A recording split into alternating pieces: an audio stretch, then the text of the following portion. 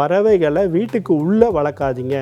பறவைகள் வந்து நுரையீரல் நோய் வர்றதுக்கு ரொம்ப ரொம்ப ஒரு முக்கியமான காரணமாக இருக்கிறதுனால அந்த ஹைப்பர் சென்சிட்டிவ் நிமோனைட்டிஸ் அப்படிங்கிறது வந்து லங் டிரான்ஸ்பிளான்ட் வரையும் கொண்டு போய் விடுது. ஏன் அவ்வளோ தூரம் போவானே?